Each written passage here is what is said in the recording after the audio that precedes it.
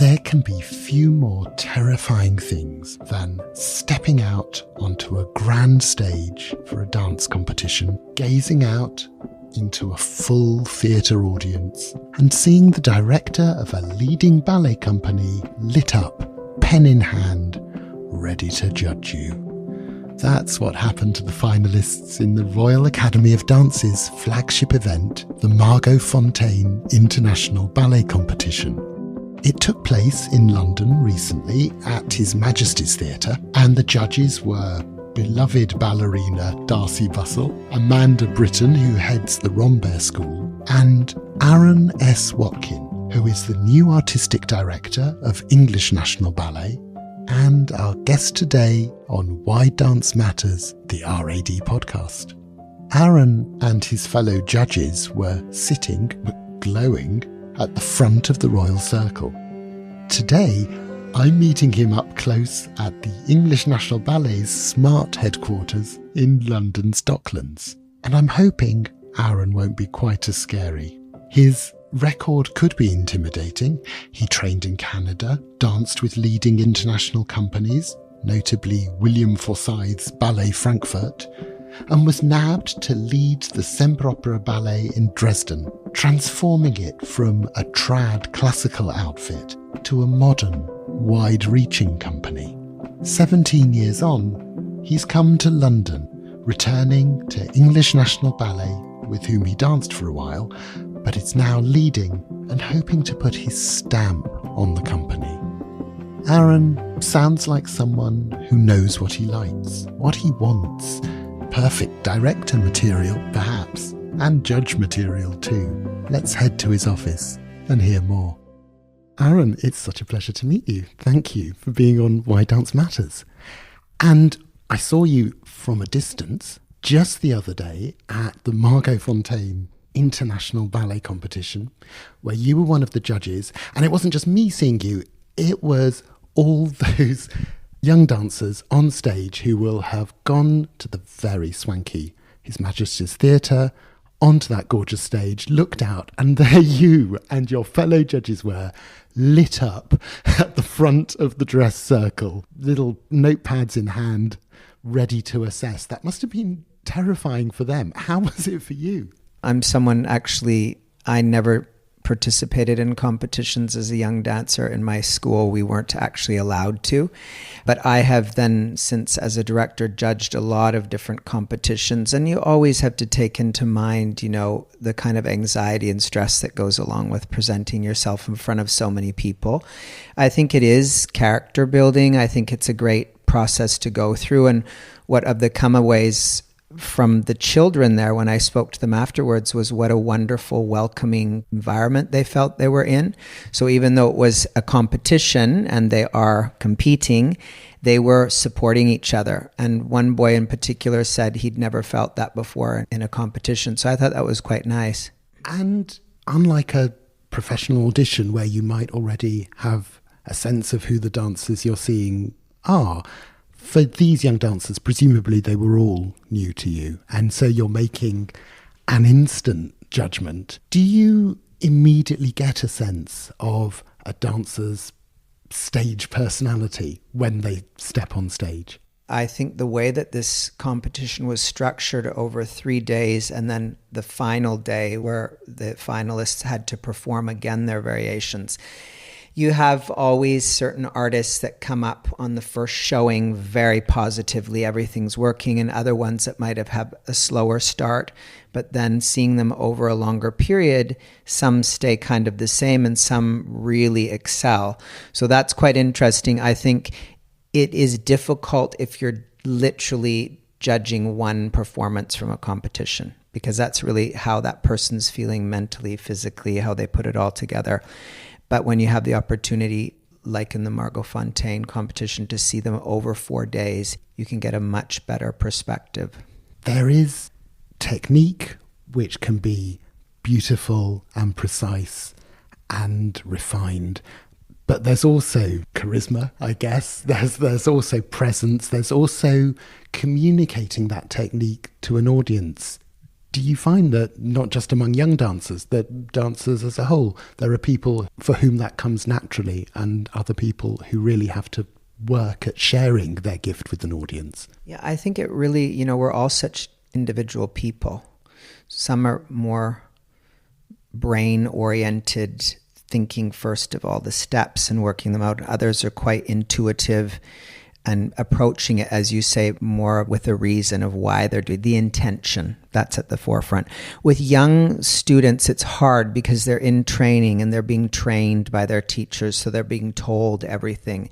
But one of the three categories we were judging, one was technique, one was performance, and one was musicality. So inside that performance aspect, artistry is a big part of that. So when I'm watching a dancer, I'm of course looking to see that the technique is all where it should be.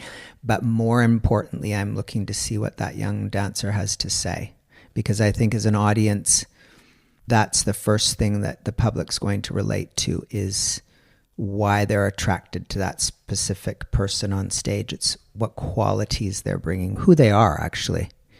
Yeah, and I think that's important, very important. And the gold medal at the Fonteyn went to a very young dancer, really, only 16, Jacob Hughes, who had, for me, that thing that communicates, a real sense of dash, but also a vulnerability. It was a really arresting combination. What was it about him that impressed you and your fellow judges?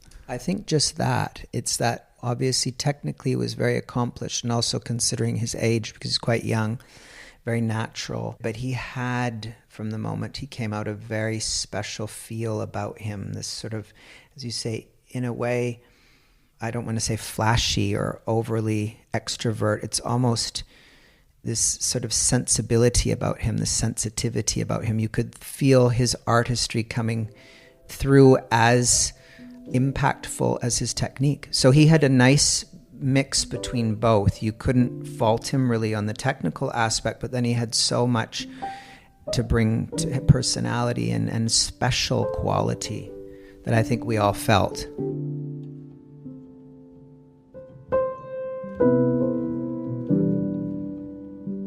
And did the evening take you back to the 16-year-old Aaron? What were you like at that point? My journey was quite different. I only started professional ballet training at the age of 12.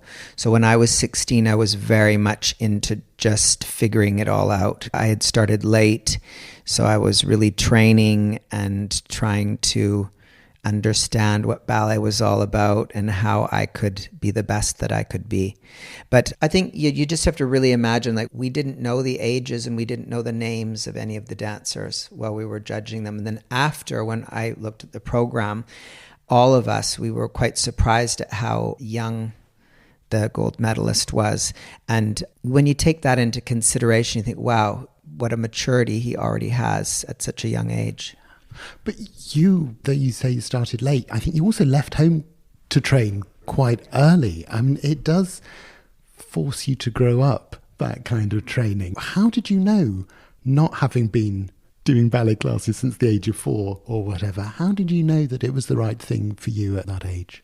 Mine is kind of interesting because I started in a local school with tap dancing. My sister was doing tap, and I really liked the sounds and the rhythms, and I was very attracted, and I feel like musicality was something that came quite natural to me, and I loved that aspect.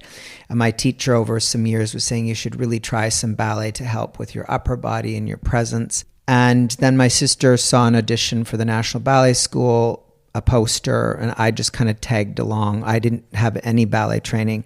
I remember they were looking at me and going, oh, look, his feet and his physique is quite, I guess it was, at that time I didn't understand what having nice feet meant. But I just got into it. I was kind of thrown into it. It was 5 hours away on a plane. I mean, this is Canada, so it's a long way away from my home. And for the first 2 years, I wouldn't say I was enjoying it, but I felt like this was something special. And my mom really wanted me to stick it out, to really understand first what it was. Every time I'd come home, I would be very upset and I wouldn't want to go back. And it was quite hard for her, I think. And then it happened 2 years after that I was really upset. And I said, I absolutely don't want to go. And she said, go one more time. And at Christmas, if you really don't want to stay, you can leave. And I'm really grateful to my mom, because it must be so hard to see your child leaving like that. And in those 4 months, I completely switched and I understood. And I was so engaged and so excited. And then I've been on this amazing journey, and I just kept thinking to myself, wow, if I'd just given up, where would I be today? Wow. And what was it that changed? Was it a particular teacher? Was it just you were that bit older and more grown up? I think it was me. I think I got past, I was very wrapped up in missing my family, that I wasn't really invested in what was going on in front of me. And I think it's just a maturity. I just realized, wow, look what all my colleagues are doing, where they're going in the world, all the opportunities they have to dance with these wonderful companies. And I started to understand ballet more, and I started to enjoy ballet in a different way. So I think it clicked. It's your light bulb moment, like lots of kids have. I was 14 when I finally sort of figured it out for myself.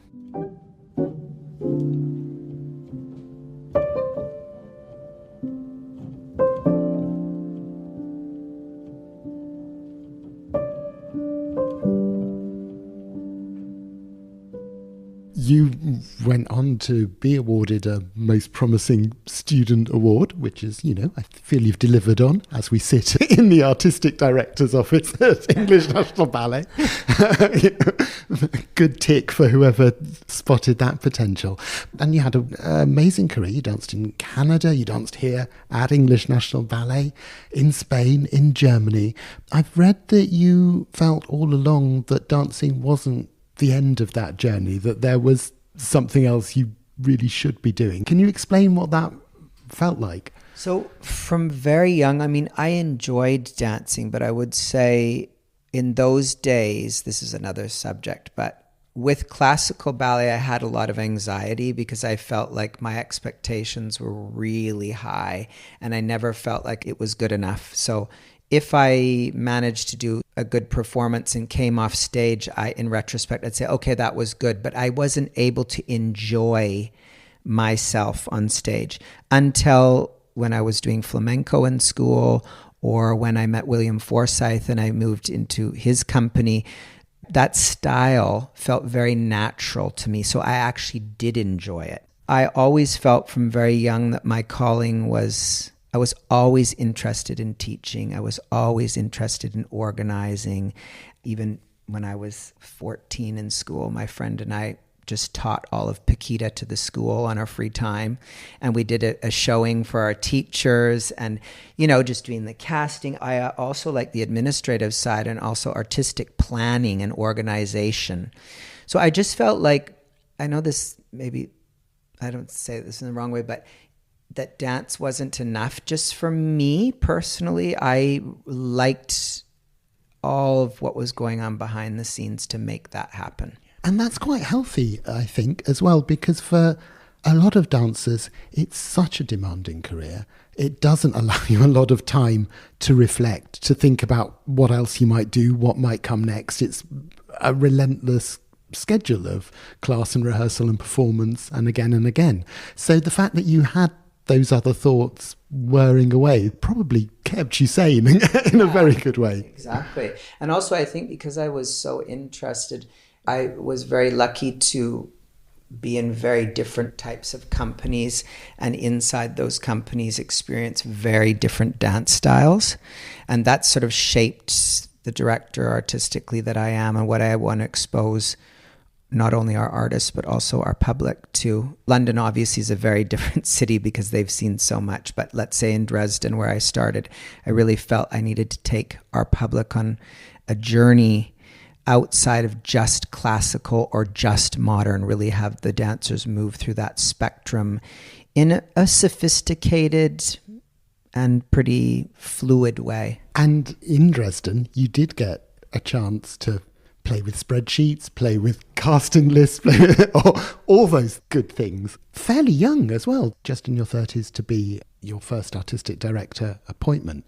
And as you suggested there, the city were hoping to shift the nature of what was quite a traditional classical company into something that looked more widely. And of course, to do that, you had to let go 20-something dancers, 25, I think, which must have been, hello, I'm your new director, you lot are all fired. Must not be an easy thing to do. How did you find that? So I had been hired, or I'd been asked to stage the Forsythe program with the company prior to being offered the job. So I'd been working with them all really intimately for 3 months.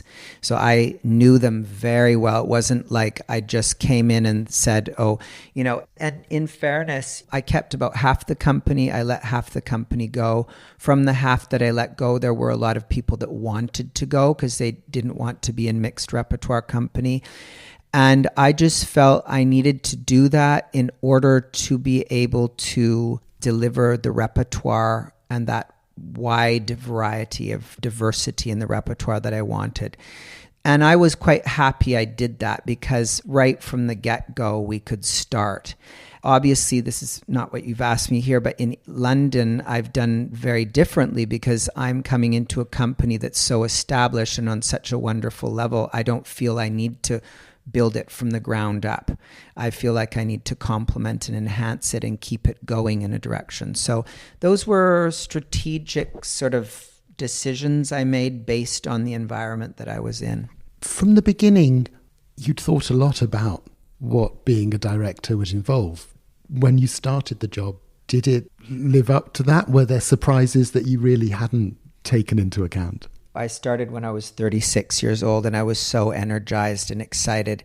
I had been setting a lot of Forsythe ballets throughout the world and from some different choreographers and guest teaching. So I was very current in what was going on everywhere from the Mariinsky to Nato to Sweden to wherever I was going at that time. When you have that confidence, I was young and in some ways very naive.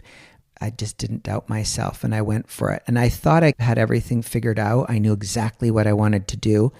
Obviously, reflecting back now at 53, I'm very different than I was at 36. And thankfully, I've had that experience before coming here. So I think I'm a very different director now than what I was then. I think then I felt pressure to have everything done yesterday. It had to happen now. Everything had to be perfect, everything in line. And I overmanaged everything. I learned to delegate. I learned to trust. I learned to collaborate more. And I learned to be patient and realize that Rome wasn't built in a day. That's another thing. If I look at ENB, I've signed a 5-year contract. So my artistic vision is over 5 years. It's not only right now in this moment. And it's going to take time to get my kind of sensibilities and qualities and things that I believe in. I basically didn't know any of the company here and the team. So it's interesting. In Dresden, I built that. I came in, I hired my team, and I hired the most of the company. So there were people I had an affinity with and an understanding previously. And here, I really was so grateful to have this year, last year, to come and observe and not make decisions, just really get to know people. And that's what I'm trying to do this season too. Give the people who are here the opportunity to show themselves before I decide what I think I need to do.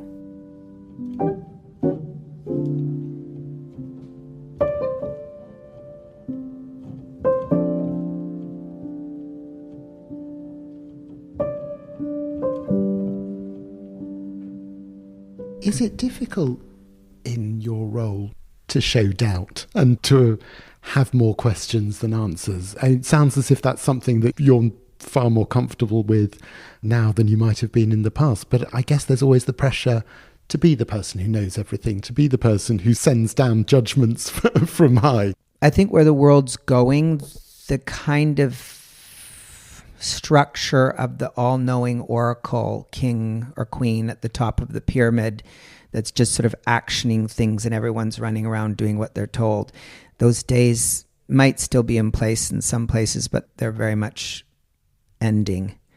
And you need to think of more collective way of being the best you can be for the company. So I'm so happy here to have wonderful expertise in every department, and that's what we're utilizing. I know my strengths on the artistic side. I have a wonderful executive director, Patrick Harrison, a wonderful COO, Grace Chan, and all of our directors of our executive team are so competent. So it's a collaboration, it's a conversation. Yes, in the end, maybe I'm the one that says, after I've been presented everything, well, let's try this, let's do this. But I'm also asking questions. And I don't think that makes you weaker. I think it actually makes you stronger because you need to listen. I think one thing I also learned is you never know it all. You're always learning. And I think if you're open to that, especially evolution, evolving with the times. I mean, where I started 17 years ago, I feel like we've had 100 generation changes.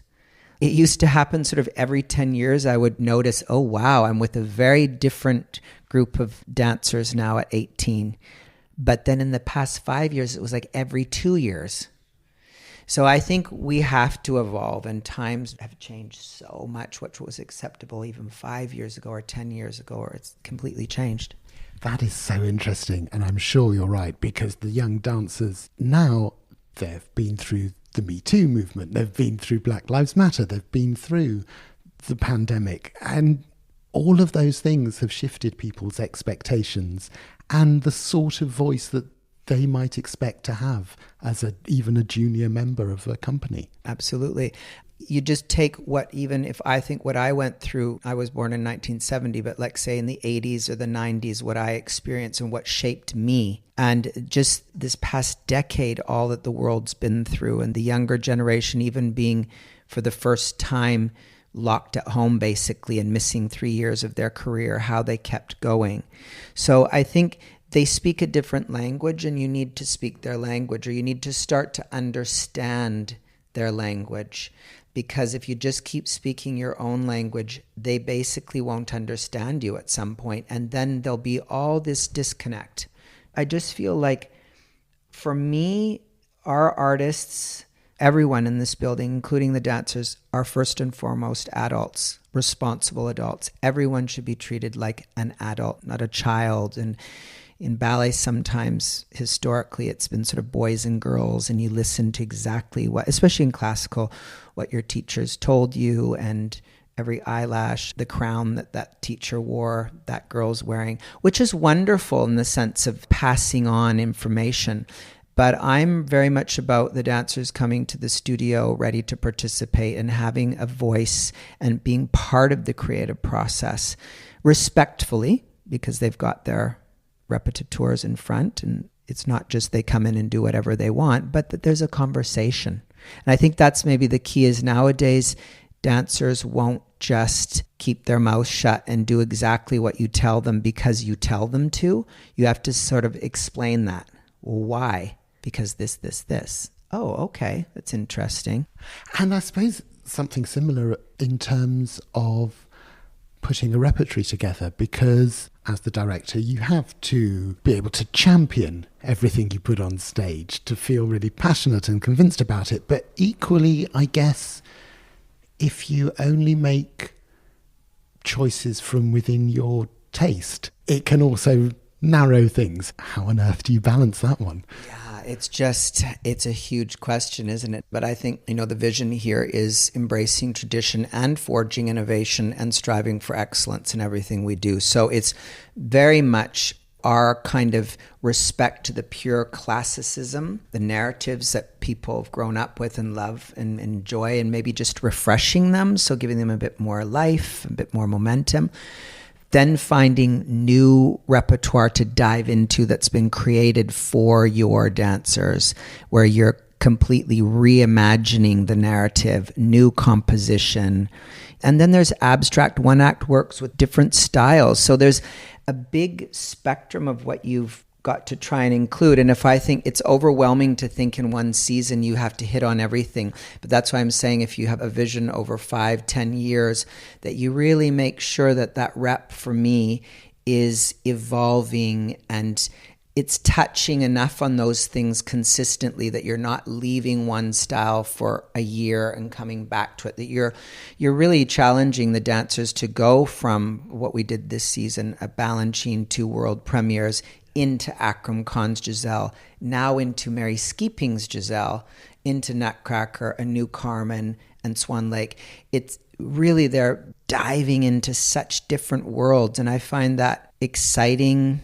And I also find it necessary for their evolution, because I think the more that they dance, the better they'll become as an all-round dancer, the more styles that they are exposed to. And is that what you're looking for in a dancer? Someone who can be comfortable across that range of styles, rather than specialists who can do 1 or 2 of them, but not necessarily the whole Absolutely. spectrum? I think I'm looking for people who can pretty well move through that spectrum in a sophisticated way.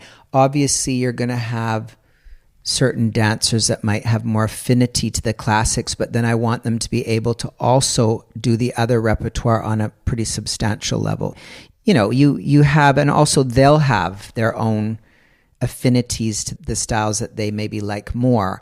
But I guess what I'm saying is, traditionally, maybe you would have had companies where there was a small group of people that really did the modern things, and then they did sort of the extras and the classics, and you had the classic. And also it was kind of looked upon that if they were doing the classics, they're somehow higher because everyone else could do modern. But now we're realizing how sophisticated modern and contemporary repertoire is. Yeah, I'd like them to be able to move through that repertoire, the whole repertoire. We are sitting, we should say, beneath a huge and beautiful poster for your first programme as artistic director, which indeed had exactly that, Balanchine and the premieres from Andrea Miller and David Dawson. So very much a statement of intent in a rather impressive frame.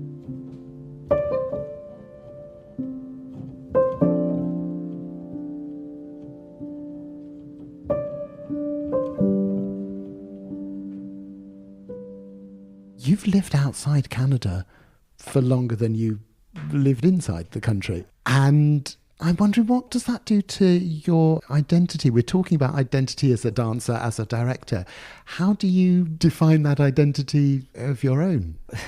I've thought about that quite a bit. It's interesting, isn't it? Of course, I'm Canadian and I'm proud of my country. But when I'm at home, there's a familiar feeling with my family, but I don't feel familiar with Canada because I haven't lived there for so long. I notice lots of things. Oh, you know, in Germany we do it like this. Oh, but then I'm not German. I've lived in Germany for 17 years. I've lived in Holland for 7 years, Spain for about 4, Israel for about 3, London now before 2 years, and now back. So where am I? What am I? I don't know. I think I definitely feel, and I know you use that word differently here, but European. I would include the UK Welcome in to Europe. post-Brexit Britain. As far as just geographically, I mean, I feel an affinity. I started out in the UK in London as a young man and dancer. I'm very happy to come back here. I think it's been wonderful living in different countries and speaking different languages. I love learning different cultures, and I love everything about new kind of adventure. But it is nice to come home to a country where I can speak my language, where I can really be understood, and just as cosmopolitan and wonderfully rich. I get so much inspiration in London. I feel I would need 10 years to know London. It's like you have, 20, 30 cities in one city, and they're all so unique, and you get out and think, oh, this is the place that I love, and then 2 minutes later you're somewhere else going, oh, it's just amazing. So I think this city gives me a lot of inspiration. I'm very grateful at this point in my life to have this opportunity. I believe in timing, and I think there's a reason why I'm coming back here now.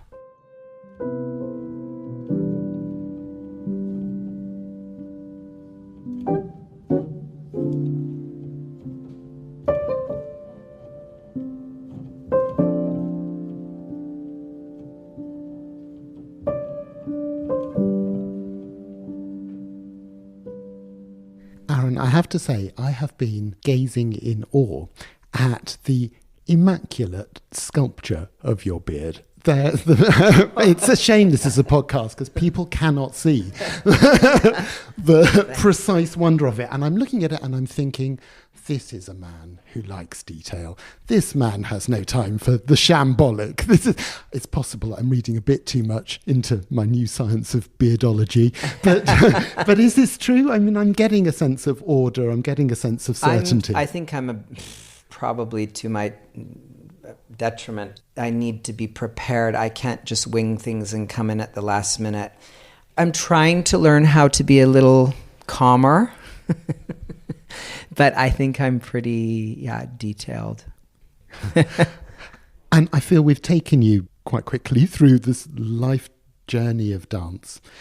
Just to return you before we go to the Fonteyn, if you could say something to those young dancers who you saw giving their all at the weekend as they prepare to start that same journey, what would it be? What would the words of advice be? I think it's similar to what I had when I was young, and I really didn't know how to do that. I remember someone saying to me, and it's what I said to them on stage, try to enjoy every minute when you're in it. And I'm not just talking about when they're on stage. Time goes by so fast, and when you're young, you think you have acres of time, and you're always looking, oh, what am I going to do then, and where do I want to go then? I don't know, it's maybe my thing as well. I was always ahead of myself. And then it's over. My advice would be, try to be really clear about what you want from this career and keep that right at the forefront, because you're going to have disappointments and you're going to have positive experiences, and you still have to see where you want to get to and keep going. Even if you get 2 steps backwards, you keep there. Focus on it. In my life, I've been maybe lucky, but whenever I wanted something, I see it. And even if I don't know how I'm going to get there, I remember being in Madrid and doing endless guesting, setting productions, which were exciting. But I thought, I really want to be a director. How am I ever going to be a director? Who's going to come knocking at my door? I still knew inside that I was going to be. I know that sounds maybe a little conceited or something, but it was like, I just absolutely believed I would be, and it happened. And also with ENB, very interesting, when it came up, I was quite surprised because I wasn't expecting ENB to be looking for a director. And I knew so many people were applying, but I just knew inside me that if I would really go for this, I went for it 100%. I didn't go for it thinking maybe or not, and it worked out. So I think for these young dancers to get back, just keep clear where you want to go and keep working towards that goal.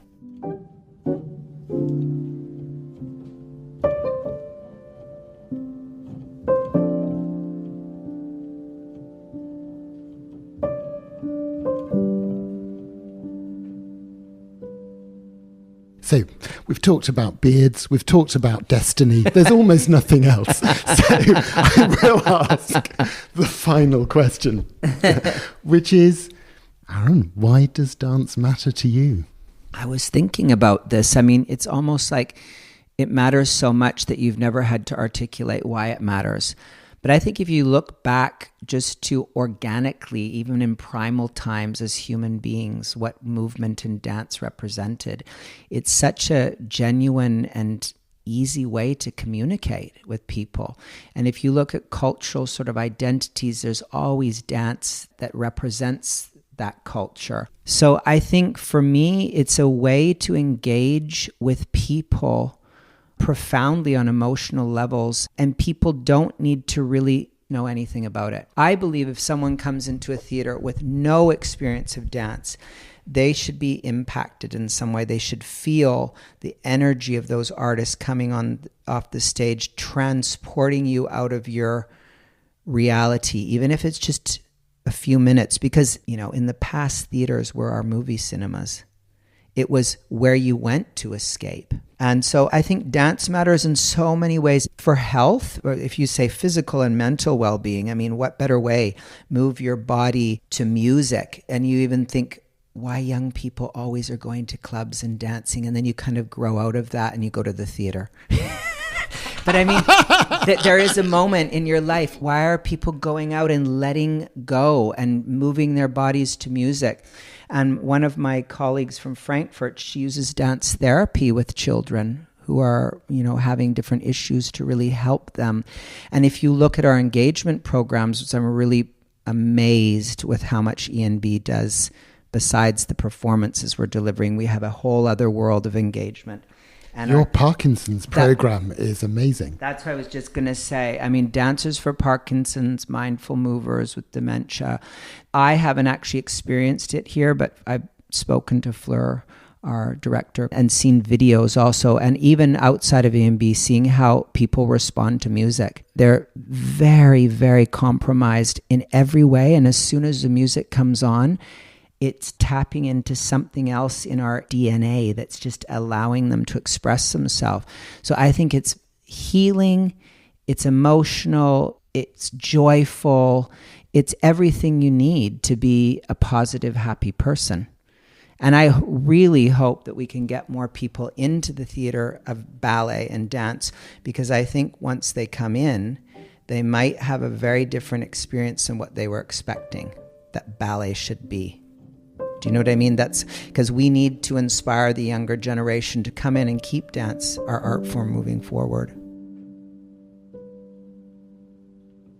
I have never quizzed a guest about their facial hair before.